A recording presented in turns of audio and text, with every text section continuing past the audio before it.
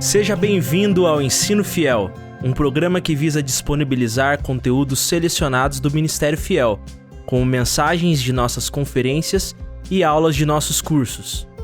Em nosso Ensino Fiel de hoje, teremos uma mensagem do pastor Tiago Guerra na Conferência Fiel Pastores e Líderes 2022.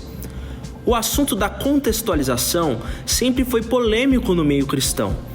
Nas últimas décadas, diversos movimentos, igrejas e ministérios se propuseram a servir determinadas comunidades e nichos de pessoas.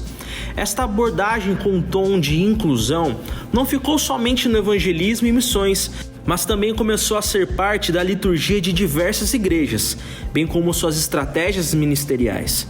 Veja no Ensino Fiel de hoje com Tiago Guerra que o tempo todo estamos inseridos em uma cultura.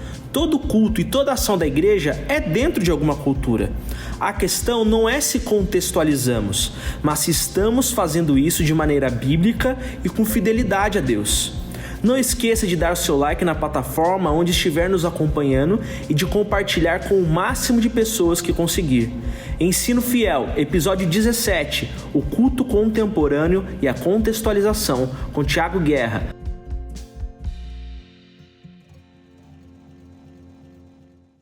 Dois anos atrás eu falei na Conferência Fiel para jovens e o Thiago Santos estava lá. E assim que terminou a conferência, ele veio falar comigo que ele gostaria que eu repetisse aquela palestra nesta conferência, porque seria muito propício ao tema.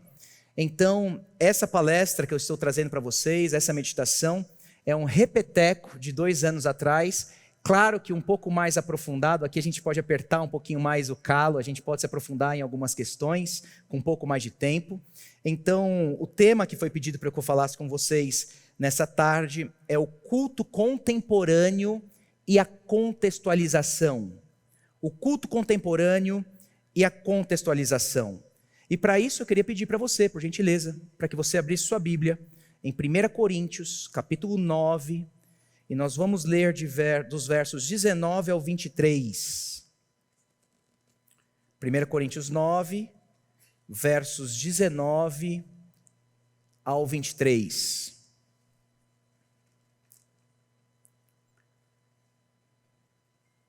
Se você puder, você pode manter sua Bíblia aberta na medida em que nós vamos caminhar por alguns versos aí.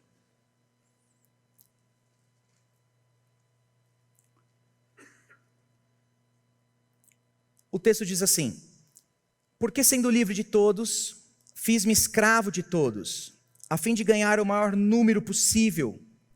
Para com os judeus, fiz-me como judeu, a fim de ganhar os judeus. Para os que vivem sob o regime da lei, como se eu mesmo assim vivesse, para ganhar os que vivem debaixo da lei, embora eu não esteja debaixo da lei. Ao sem lei, como se eu mesmo fosse, não estando sem lei para com Deus, mas debaixo da lei de Cristo, para ganhar os que vivem fora do regime da lei. Fiz-me fraco para com os fracos, a fim de ganhar os fracos. Fiz-me tudo para com todos, a fim de, por todos os modos, salvar alguns.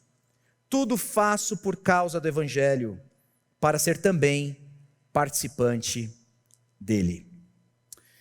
Eu nunca vou me esquecer da experiência que eu tive anos atrás, quando eu visitei uma igreja local. Eu sou de 1985, então eu participei de 2 movimentos no evangelicalismo brasileiro. O primeiro é do crescimento, do boom do movimento pentecostal, um movimento que eu mesmo fui parte dele durante alguns anos da minha vida. O segundo movimento que eu vi acontecendo foi o movimento da crescente onda das igrejas independentes. Igrejas essas que por vezes olhavam para as denominações e pensavam que as denominações não mais alcançavam de modo eficaz alguns grupos sociais da nossa cultura, ou alguns grupos pertencentes à subcultura dentro de uma grande cultura. A igreja que eu visitei, então, era uma dessas igrejas independentes. E o que eles visavam era alcançar a geração do rock, do heavy metal ou dos punks. E a experiência é inesquecível. Eu me lembro de chegando lá, a igreja estava toda pintada de preto por fora. O nome da igreja estava grafitado em vermelho. Havia uma fila longa fora dessa igreja, todos vestidos de preto, com algumas imagens e dizeres em suas camisetas, até um pouco assim, fortes, por assim dizer. Todos maquiados, homens e mulheres, cabelos espetados, alguns cabelos bem coloridos. Na frente dessa fila, um carrinho de bebida alcoólica. Porque talvez o vendedor não sabia o que estava acontecendo ali. Se era um show de rock, se era um show de punk, ou se era uma igreja local. E aí você pode imaginar eu saindo de uma igreja que ficava na Avenida Paulista, com uma camisa florida, chegando nesse ambiente. Claro que eles simplesmente olhavam para a gente com aqueles olhares do tipo, do que vocês estão fazendo aqui? Mas aí nós entramos dentro daquela igreja. E se estava escuro do lado de fora, pintado de preto, por dentro então era uma escuridão, era um blackout. E eu me lembro de ir para um canto daquela igreja, me acolhendo ali, sem saber muito o que esperar, e o culto começou. A mulher pegou o microfone na mão, deu boa noite a todos, e começou o momento da música. O estilo musical era um heavy metal, e nós não entendíamos uma única palavra que se cantava, porque ela baixava a cabeça, usava até uma voz mais grossa, girava a sua cabeça o tempo todo, o cabelo ia para lá e para cá, e quando ela levantava inclusive a cabeça, o cabelo caía na face dela. Quando eu já estava prestes a sair correndo daquele ambiente, eles abriram no meio da igreja aquilo que é conhecido como mosh, uma roda punk. E eles começaram então, naquela comunhão solene, a trocar socos, pontapés, murros, empurra-pula, caneladas, tudo o que você pode imaginar nessa roda. Para terminar então o momento do cântico, ela se joga sobre os fiéis e ela sai carregada por entre as mãos deles. Então vem o momento da palavra. E no momento da palavra agora nós temos 10 minutos de uma devocional, sem apresentação do evangelho, aquele apelo, quem quer aceitar Jesus nessa noite, algumas mãos levantadas, e aí alguns abraços dados, e eles vão embora, com o mesmo estilo de vida, mas agora com Jesus adicionado à sua cultura. E eu me pergunto, o que vem à nossa mente quando nós pensamos acerca da contextualização? Será que não é simplesmente nós nos sujeitarmos à cultura, aos usos e costumes, valores e crenças, para que talvez cheguemos simplesmente com o evangelho ali, e uma vez que o evangelho é pregado, agora leve Cristo para a sua prateleira? Não é isso que é contextualização? Não é isso que Paulo está dizendo no verso 22 que nós lemos? Olha o verso 22 comigo. Fiz-me tudo para com todos. Fiz-me punk para com os punks. Por que não um moche na igreja? Para os surfistas, fiz-me surfista. A nossa igreja então tem que ser uma experiência do surf, tem que ter uma prancha de surf no púlpito, tem que tocar reggae, nós precisamos criar uma vibe. Para os skatistas, fiz-me skatista. Por que não cultuarmos dropando no half pipe? Para os iGens, aquela geração de 1990 ou 1995 em diante, nos fizemos iGens, devemos ser hiperconectados, devemos adotar o culto online, devemos entrar nesse metaverso, porque agora nós somos iGens. Para os pós-modernistas, fiz-me pós-modernista. Nossa igreja deve ser centrada no eu. Devemos resolver os nossos problemas através da psicologia. Todas as crenças são bem-vindas. Por que não aplicar então esse princípio às diferentes classes sociais que nós temos? Para os ricos, nos fizemos ricos. Nossa igreja é o verdadeiro shopping center, uma ostentação. Para os pobres, fiz-me pobre. Se você não tem uma igreja numa comunidade carente, a sua igreja não é verdadeira. Igreja verdadeira é a igreja da comunidade. Você tinha que estar lá, senão você não é igreja verdadeira. Por que não aplicar esse princípio para o campo da moralidade? Para as prostitutas, fiz-me o quê? Eu me lembro de 2015, quando eu cheguei em São José dos Campos, nós fizemos parte, ajudamos um movimento chamado Ruas para Cristo. Movimento que nós saíamos todas as sextas-feiras à noite para pregar o evangelho a essas mulheres. Algumas ruas ali de São José dos Campos. E essa era uma pergunta genuína que a gente tinha que dialogar dentro do grupo. Como vamos evangelizar? Qual a nossa roupa? Qual a nossa abordagem? O que falamos, o que não falamos? Para os baladeiros nos fizemos baladeiros. Nossas igrejas se tornarem nightclub. Para os adeptos do movimento LGBTQI+, nos tornamos igrejas inclusivas. O que nós pensamos acerca da contextualização? E eu sei que quando a gente fala essa palavrinha contextualização, dependendo do movimento que a gente faz parte, acende aquela luz amarela para a gente. E é uma luz amarela com certa causa, pelo menos duas causas que nós temos um receio para a contextualização. A primeira causa é que, historicamente, a má contextualização nos levou ao liberalismo teológico. E aí nós contamos com a ajuda daquele teólogo presbiteriano do século XX, Gresham Machen, quando ele escreve aquele livrinho muito famoso, Cristianismo e Liberalismo, e a grande crítica dele naquele livro é que, de fato, a teologia foi vendida ao espírito da época.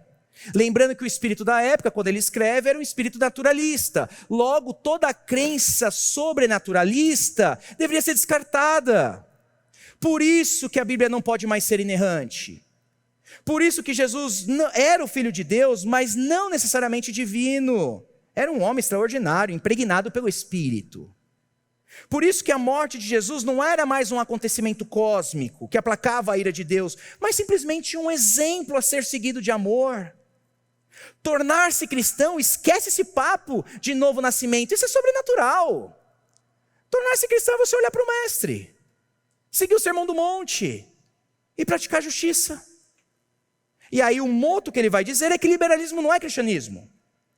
A segunda razão que nós tememos a contextualização é que nós temos visto constantemente o crescimento de igrejas emergentes. A primeira vez que esse termo emergente aparece na história foi em 21 de junho de 2001, com nomes como Tony Jones, Brian McLaren e Doug Pagitt. Esses três homens se encontram e eles têm críticas a dois movimentos: as igrejas tradicionais e as igrejas conhecidas como Seeker Sensitive Movement, tendo Bill Hybels, Willow Creek, como o ápice do pragmatismo para ganhar pessoas. E aí é um homem chamado Jim Belcher que vai escrever um livro chamado Deep Church, e ele vai dizer que há 7 críticas dessas igrejas emergentes às igrejas tradicionais, por isso que elas existiram. A primeira crítica aos tradicionais é que os tradicionais tinham se tornado cativos ao racionalismo iluminista. Havia uma visão estreita acerca da salvação, pouca ênfase em boas obras, uma ênfase no crer antes de pertencer. Imagina, isso não pode. Todo mundo tem que ser aceito. A adoração não era mais contextualizada. A pregação era ineficaz, uma eclesiologia fraca e havia um tribalismo no meio deles. Agora, quando nós falamos dos emergentes, nós precisamos fazer aquela distinção que Ed Stetzer fez, dizendo que há 3 modalidades de igrejas emergentes. Primeira modalidade de uma igreja emergente são os relevantes. E os relevantes são aqueles que creem na Bíblia, creem na inerrância bíblica, creem nos credos que nós cremos, mas eles querem ser relevantes na parte da música, é uma nova roupagem que eles estão dando. Sem problemas. Há uma segunda modalidade dos emergentes que o Ed Stetzer vai dizer. A segunda modalidade são os reconstrucionistas. E eles olham para a história, naquela ideia de uma era de ouro na história pré-constantiniana, de que a igreja deveria voltar àquela igreja, não é, de Atos. Nós estamos muito presos hoje nessas estruturas, há muita treliça na igreja, então nós deveríamos ser mais orgânicos, nós deveríamos ser mais encarnacionais, nós deveríamos ser mais vidas na vida, por isso que devemos ser igrejas em casa. A gente tem visto esse movimento. Mas há uma terceira modalidade das igrejas emergentes, que é aquilo que Ed Stetzer vai chamar de revisionistas. E os revisionistas que questionam as principais doutrinas evangélicas. Eles vão revisitar as doutrinas e dar uma nova roupagem a essas doutrinas. Eles vão querer dialogar ou mudar a doutrina da natureza da expiação substitutiva, a realidade do inferno, a natureza do sexo, e a mensagem do próprio evangelho. E é provavelmente esse terceiro tipo de igreja emergente que nós tememos quando nós falamos acerca da contextualização. Agora, gente, nós aceitando ou não, fato é que todos nós contextualizamos. Aqui existe uma imagem, um exemplo de Van Hooser que eu acho muito válida, que nos ajuda a entender de como todo mundo contextualiza. Van Hooser vai dizer que o nosso relacionamento com a cultura é o mesmo relacionamento, a experiência que nós temos quando nós sentimos o cheiro da casa do amigo. Você já visitou a casa de um amigo? Você entra lá, parece que ela tem um cheiro, aquela casa. Se você pegar o casaco emprestado do seu amigo e botar sobre si mesmo, você vai ver que o cheiro também está no casaco. Às vezes o amigo está com você e o cheiro ainda está no amigo.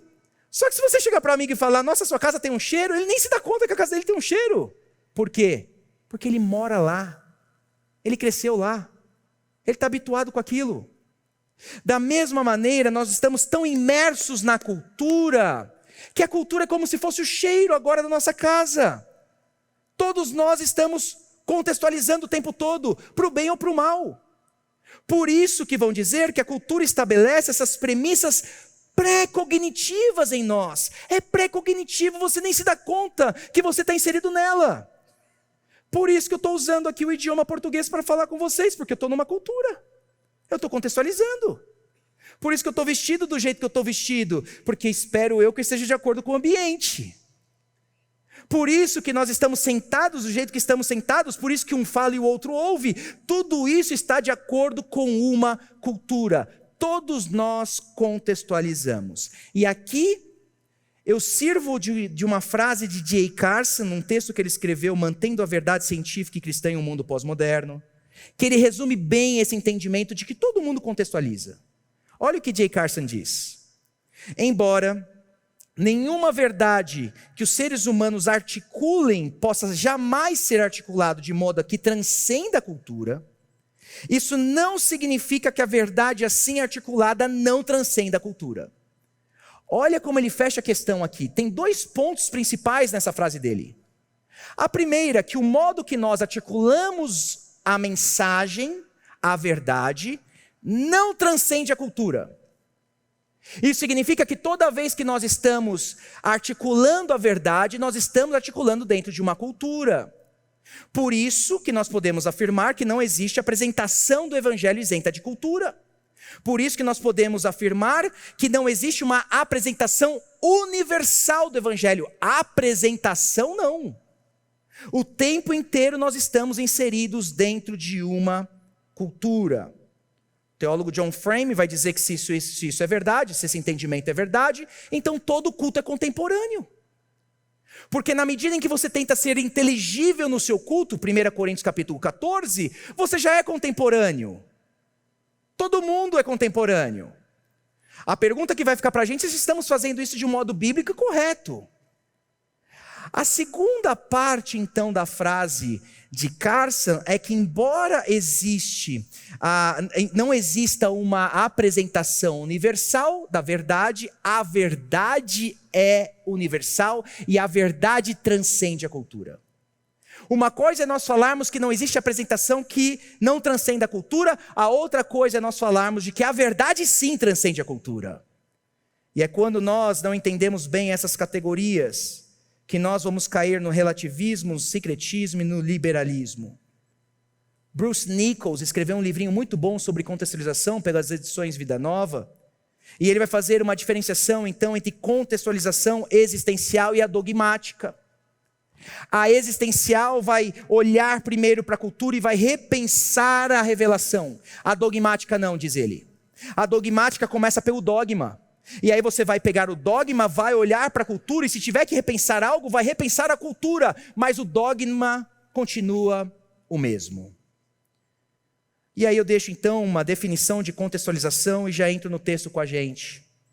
Definição de Tim Keller. Contextualização, diz ele, não é falar o que as pessoas querem ouvir, mas antes oferecer às pessoas respostas bíblicas que elas talvez não queiram ouvir de forma nenhuma. As perguntas sobre a vida que estão fazendo, na época e no lugar que se encontram, numa linguagem em formas que compreendam e por meio de apelos e argumentos com uma força que elas sejam capazes de sentir, ainda que no fim de tudo os rejeitem. Contextualização é falar o que as pessoas ainda não querem ouvir. mas com apelos, com argumentos, com formas que as pessoas possam sentir o que nós estamos falando. Então, contextualização não tem a ver com conforto, mas com clareza. Contextualização é adaptar a comunicação a determinada cultura, mas nunca a mensagem. Contextualização não implica na mudança da mensagem, mas do mensageiro. E a boa contextualização aprovará o que é bom em uma cultura, mas condenará também o que é ruim e pecaminoso na mesma. Com isso em mente, a gente pode olhar agora 3 princípios do apóstolo Paulo acerca da contextualização. A motivação para a contextualização, o limite da contextualização e a moldura da contextualização. Comecemos então na motivação para a contextualização. Olha o verso 19 comigo, por gentileza. A motivação do apóstolo Paulo em contextualizar. Verso 19. Porque sendo livre de todos, diz Paulo, fiz-me escravo de todos, a fim de ganhar o maior número possível. A motivação. Você deve se lembrar que esse argumento do apóstolo Paulo está dentro de um argumento maior. Por que Paulo está falando o que está falando aqui? O argumento dele começa no capítulo 8 de 1 Coríntios e vai terminar no capítulo 10. Capítulo 8, verso 1, Paulo começa no que se refere às coisas sacrificadas aos ídolos. Por que ele começa com esse argumento? Porque ali em Corinto, na medida em que os pagãos iam àqueles templos fazer suas oferendas, a carne era repartida em 3 pedaços. Primeiro pedaço da carne ia para a divindade. Segundo pedaço da carne ia para o sacerdote. Terceiro pedaço da carne ficava com o fiel adorador. Imagine você a quantidade de carne que sobrava na cidade de Corinto. O que o pessoal ia fazer? Ia pegar essa carne e ia vender no mercado. Agora pensa você que é um cristão, crente, com a sua família, passeando na feira ali em Corinto e tem que comprar carne. Você sabe que na medida em que você vai comprar a carne foi oferecida a um Deus pagão. E a pergunta para o apóstolo Paulo é, será que eu posso comer dessa carne? Por isso que Paulo vai começar o seu argumento no que se refere às coisas sacrificadas aos ídolos. E aí lembre-se, Paulo vai tratar dos fracos e dos fortes então no seu argumento. Os fracos, diz Paulo em 1 Coríntios 8:7, tem a ver com a consciência fraca. Os fracos não é que a fé deles era fraca, não é que eles são mais suscetíveis aos ataques de Satanás, mas é que a própria consciência deles era fraca. Eles não tinham maturidade espiritual, não tinham um arcabouço teológico necessário para pensar as coisas do dia a dia deles. Isso é o fraco na fé. Às vezes a gente confunde os fracos na fé com os legalistas, são 2 coisas totalmente diferentes. O fraco na fé é aquele cara que comeu, que adorava no templo pagão, vê você comendo a carne agora que estava sendo entregue ao templo pagão, e ele vai comer da carne e vai cair lá no templo de novo. Esse é o fraco na fé. O legalista não. O legalista nunca esteve no templo, vai olhar para você comendo, vai dizer, eu não concordo, mas ele nunca vai comer da carne. E ele nunca vai cair no pecado. Isso é legalismo. O que Paulo está falando aqui do fraco na fé é que ele não tem uma consciência robusta. E ele vai falar também dos fortes. Por outro lado, diz Paulo, os fortes, no capítulo 8, verso 1, todos temos conhecimento. Os fortes tinham conhecimento. Os fortes, que tinham uma consciência mais madura, sabiam que o ídolo por si mesmo não era nada neste mundo. Os fortes sabiam que não era comida que nos torna agradáveis a Deus. E aí Paulo vai tentar então resolver esse dilema. Paulo chega então no final do capítulo 8 dizendo que é o serviço e não os nossos direitos que deveria nos motivar no uso da liberdade cristã. Capítulo 9 agora. Início do capítulo 9, Paulo vai dar o exemplo pessoal dele, dizendo que ele tinha inúmeros direitos, mas para o bem daqueles que caminhavam com ele, às vezes ele abria mão dos seus próprios direitos. Será que nós não temos o direito de comer e beber, diz Paulo? Será que não temos o direito de levar conosco uma mulher? Paulo tinha direito, mas agora ele é o próprio exemplo de abrir mão dos seus direitos. Por isso que ele diz o que diz no verso 19, agora faz sentido. Porque, diz Paulo no verso 19 que nós lemos, sendo livre de todos, fiz-me escravo de todos, a fim de ganhar o maior número possível. Qual era a motivação do apóstolo Paulo na contextualização? Ganhar o maior número de pessoas possível. De fato, essa palavrinha ganhar aparece 5 vezes aí em 4 versos. Verso 19, verso 20, verso 21 e verso 22. Quem eram esses que Paulo desejava ganhar? Quem eram esses que Paulo se fez escravo? No contexto, olha o verso 20 comigo. Em primeiro lugar, os judeus. Paulo vai dizer, para com os judeus, fiz-me como judeu. E aqui é estranho Paulo falar assim, porque nós sabemos que Paulo era um judeu. Em que sentido ele se faz judeu para com o judeu? Nós lemos, por exemplo, Filipenses capítulo 3, ele vai dizer que ele foi circuncidado no 8º dia, ele era da tribo de Benjamim, ele era hebreu de hebreus, ele era um verdadeiro israelita. Em que sentido então Paulo está falando? Para os judeus eu fiz-me judeu. A segunda metade do verso 20 responde: para os que vivem sob o regime da lei, como se eu mesmo assim vivesse. Pronto, é isso que ele está dizendo. Ou seja, judeus, eu sei que vocês até têm essas leis cerimoniais e outras leis, mas eu não olho mais para a lei a fim de justificar perante Deus. Não é isso mais que está em jogo. Mas se for necessário, por vezes, eu vou participar da lei cerimonial. E aí nós temos exemplo disso. Atos capítulo 16. Em Atos capítulo 16, Paulo vai circuncidar Timóteo. Por que ele vai circuncidar Timóteo? Porque o pai desse rapaz era grego, a sua mãe era judia, e Timóteo então precisava dessa legitimidade nacional para caminhar ao lado do apóstolo Paulo. Mas quando o assunto foi a circuncisão de Tito, em Gálatas capítulo 2, comprometendo o evangelho, aí Paulo disse: não, chega. Aí vocês passaram uma barreira. Então, de um lado, Paulo tinha essa motivação para ganhar alguns através da sua contextualização, e com os judeus, então, por vezes, desde que isso não comprometesse o evangelho, Paulo participava de algumas leis cerimoniais e alguns ritos com eles. Essa era a contextualização dele. Um outro grupo está no verso 21, olha o verso 21 comigo. Aos sem lei. Aos sem lei, diz Paulo, como se eu mesmo o fosse. E aqui o sem lei é os gentios. E aqui no contexto, se adaptando aos gentios, Paulo está dizendo: olha, se vocês não podem comer a carne então do mercado, eu também não vou mais comer a carne do mercado. E aí Paulo vai dizer então, no verso 22, de que eu fiz-me tudo para com todos, a fim de por todos os modos salvar alguns. A motivação do apóstolo Paulo na sua contextualização era a salvação de algumas pessoas. E é uma motivação válida. Agora, meus irmãos, se a motivação da contextualização é ganhar pessoas, nós devemos então usar os meios que Deus usa para que isso aconteça. E o nome desses meios é meios de graça. Principal meio de graça para a salvação é a pregação do evangelho. Principais meios de graça para a edificação: sacramentos, batismo e ceia. Se nós temos a motivação de ganharmos pessoas na nossa contextualização, então devemos priorizar o principal meio de graça que Deus usa para salvar pessoas, mesmo contextualizando a pregação do evangelho.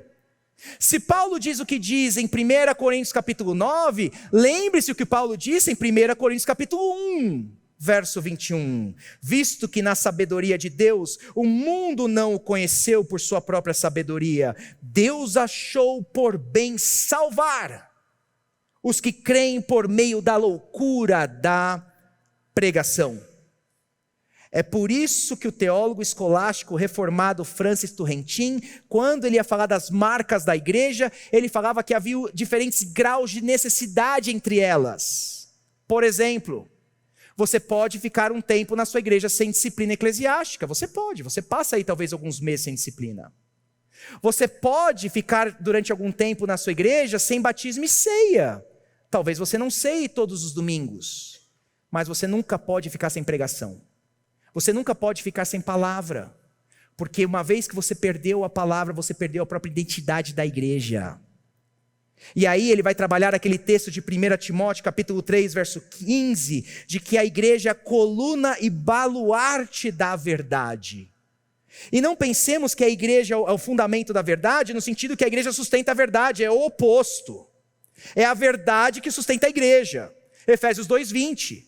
A igreja está sobre o fundamento dos apóstolos e dos profetas. Por isso que Turrentin vai dizer que coluna nós não deveríamos pensar no sentido arquitetônico, mas no sentido forense, no sentido político. Porque antigamente o imperador colocaria ali seu édito, seus comunicados, suas leis na coluna desses lugares importantes. E aí o pessoal só vai admirar a coluna porque tem uma lei de um imperador ali. Uma vez que a lei não está mais na coluna, ninguém mais quer saber dessa coluna. Mesma coisa da igreja. Se a igreja perde a verdade, ela perde a razão de existir, ela perde o seu brilho, perde sua identidade. Portanto, a verdade está para a igreja como a fumaça está para o fogo. A verdade está para a igreja como a respiração está para a vida. Se nós vamos contextualizar para ganhar pessoas da nossa contextualização, nós jamais podemos abrir mão do principal meio de graça que Deus usa para salvar os principais ou os piores pecadores, que é a pregação do Evangelho. Nós não vamos ganhar os punks somente tocando música punk. Nós não vamos ganhar os surfistas simplesmente com a prancha de surf. Nós não vamos ganhar os mais conservadores, os da alta cultura, com um belo discurso no púlpito e um jeito mais formal na comunicação. Nós vamos ganhar na medida em que a gente prega o verdadeiro evangelho. O segundo ponto que nós percebemos no texto é o limite da contextualização. A motivação e agora o limite da contextualização. Olha o verso 21 comigo. O limite de Paulo na medida em que ele contextualizava. Ele vai dizer, aos sem lei, como se eu mesmo fosse, não estando sem lei para com Deus, mas debaixo da lei de Cristo. Aparentemente, Paulo está dizendo que ele era um foragido, um sem lei, um anomos. Mas não é isso que Paulo está dizendo. Se você ler atentamente o verso 21, ele está dando aqui um exemplo hipotético.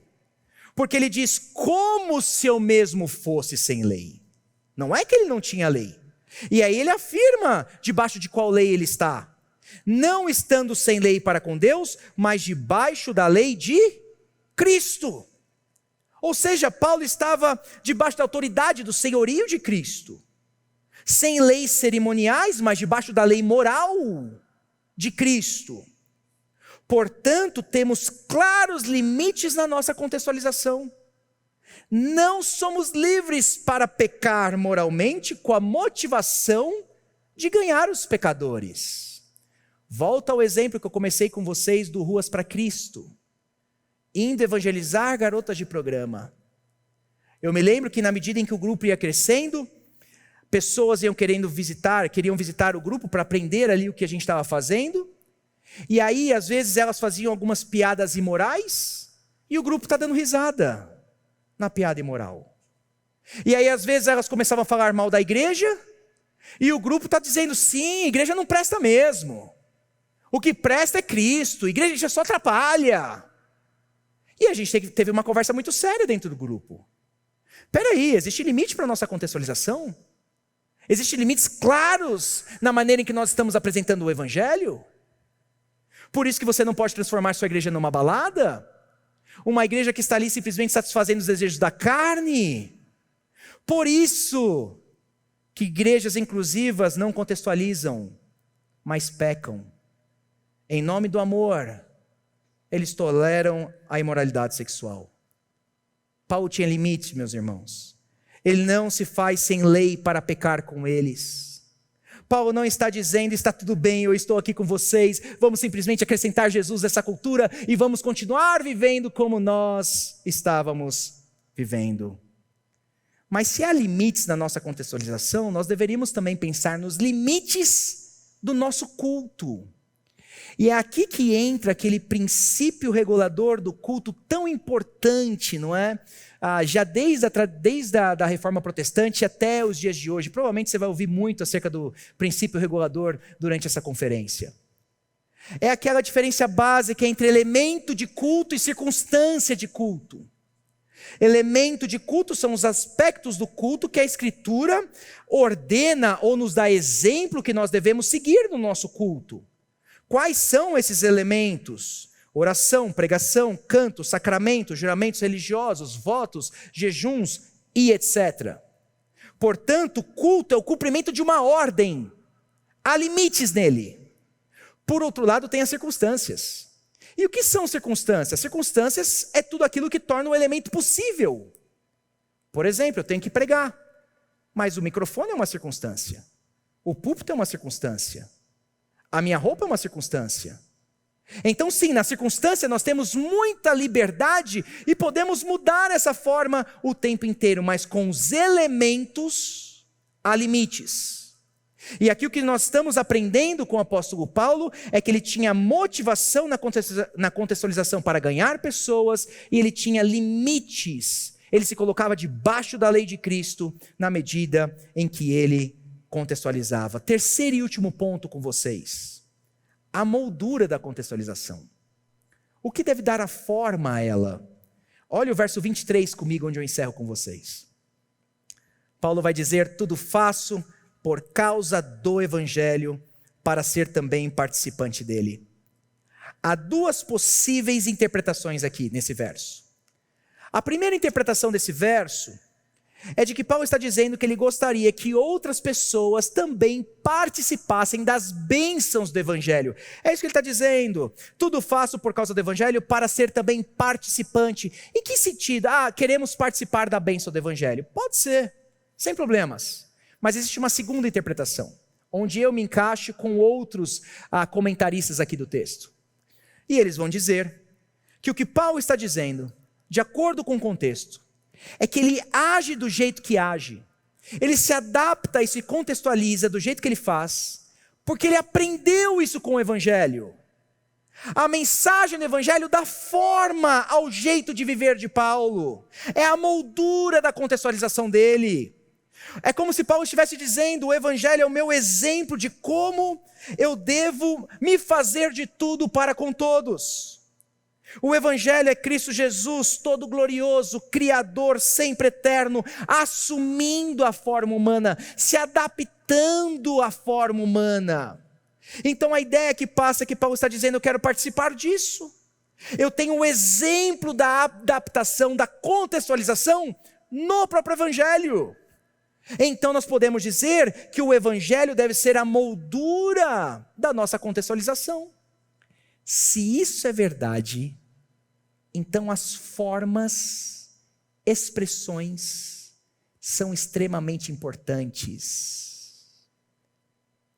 E aqui, quando a gente fala de forma, a gente pode cair em dois opostos aqui. Há uma turma que vai dogmatizar a forma, inclusive em coisas que a Bíblia nem mesmo ordenou. Você só pode cantar esse estilo de música, a roupa tem que ser desse jeito, a linguagem tem que ser assim. Coisas que a Bíblia não dogmatizou, nós dogmatizamos. Por outro lado, no outro oposto, há aquele grupo que vai pensar de que formas são neutras, não comunicam nada. E aí você chega para esse grupo e pergunta para eles: por que o estilo da sua igreja musical é desse jeito? Ele não sabe te responder. Por que a sua igreja está pintada de preto? Eles não sabem responder. Por que todo mundo na sua igreja se veste assim? Eles não têm resposta. Por que a logística ou a disposição das cadeiras estão dessa forma na igreja? Não sabem. É a ideia de que a forma não comunica nada. E aqui nós temos aquela máxima de Marshall McLuhan, quando ele disse, na década de 60, de que o meio é a mensagem. Em outras palavras, o meio comunica algo acerca da mensagem. As nossas formas estão sempre comunicando algo acerca do que nós cremos. No nosso contexto, nós comunicamos sempre em nossas formas algo acerca de Deus e algo acerca do Evangelho. Se eu posso dar um exemplo de como as formas e as práticas são extremamente importantes, lembre-se que antigamente, se você visitar Até hoje, uma igreja na Europa, por exemplo, igreja construída na Idade Média, você chega naquela igreja, eles têm aquelas torres bem altas, pontiagudas, para lembrar a você de que você está perante um Deus que é transcendente. Que você é pequenininho e que Deus é extremamente grande. Por isso que está lá aquela torre gigantesca perante seus olhos. E aí você entra na igreja, às vezes tem a pia batismal logo na entrada. Por quê? Porque você só pode se aproximar de Deus mediante o batismo. Você está no Pai, no Filho e no Espírito. Agora você pode chegar para cultuar. Você é bem-vindo. E aí você entra na igreja, tem aqueles vitrais maravilhosos com as pinturas e as narrativas do Evangelho para lembrar que você faz parte de uma narrativa além da sua. Você está numa história e num enredo muito maior do que o seu. E aí você entra ali, parece que a vida começa a fazer sentido agora. Há um começo, há um meio e há um fim na história. E a sua pequena narrativa está dentro dessa grande narrativa. As formas sempre comunicaram algo a nós. E aqui eu não estou apelando que a gente volte à arquitetura medieval, você construa uma igreja de torre pontiaguda, bem grande, com vitrais, comunicando o evangelho. Mas você precisa pensar na sua igreja que todas as formas comunicam algo. Desde a disposição da cadeira, desde o estilo musical, desde a cor da sua parede, desde o púlpito, você está comunicando algo acerca do evangelho.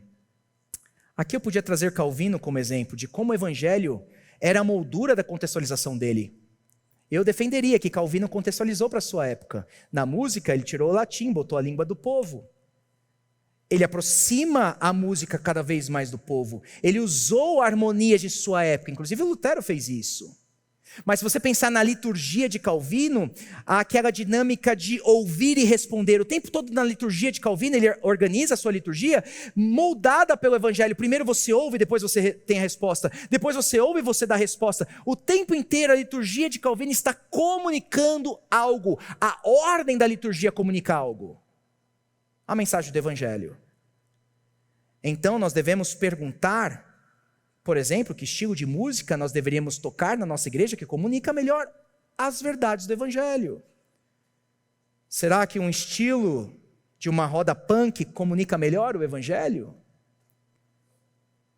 Será que nós pegarmos um estilo musical em nossa cultura que está ligado às vezes a um estilo normalmente a imoralidade sexual, e nós simplesmente colocarmos uma letra gospel agora, será que estamos comunicando melhor o evangelho aí?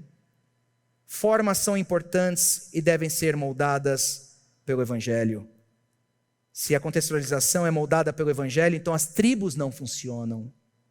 Igrejas tribais, igrejas guetos não funcionam. Não comunicam o evangelho. A igreja do surfista não comunica o evangelho. A igreja dos punks não comunica o evangelho. A igreja só de jovens não comunica o evangelho. A igreja só de ricos não comunica o evangelho. A igreja de pobres não comunica o evangelho. A contextualização do evangelho é marcada por comunidade e humildade, não por preferências ou distinções. Por último, eu diria, na contextualização moldada pelo evangelho, remova todos os obstáculos possíveis, mas mantenha um obstáculo no seu devido lugar: a mensagem da cruz.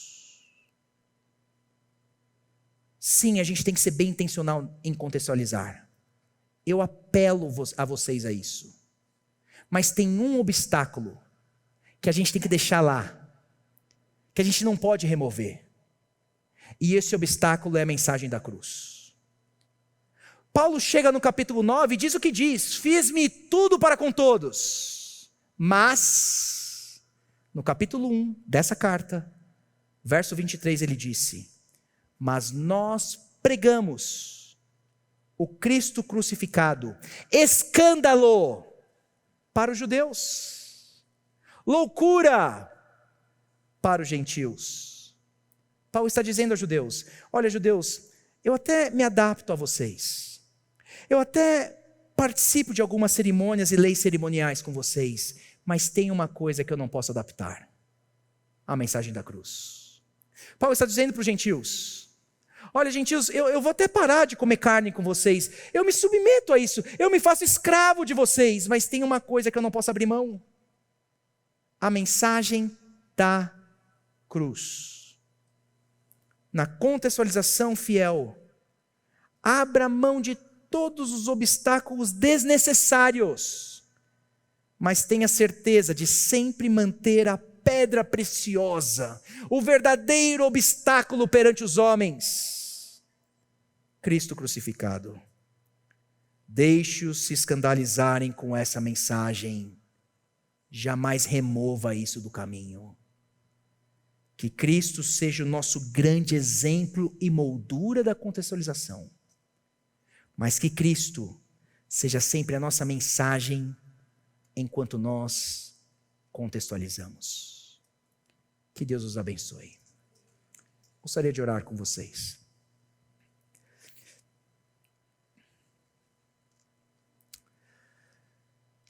Senhor Deus, nós te louvamos nessa tarde pela sua palavra, porque ela é viva e eficaz.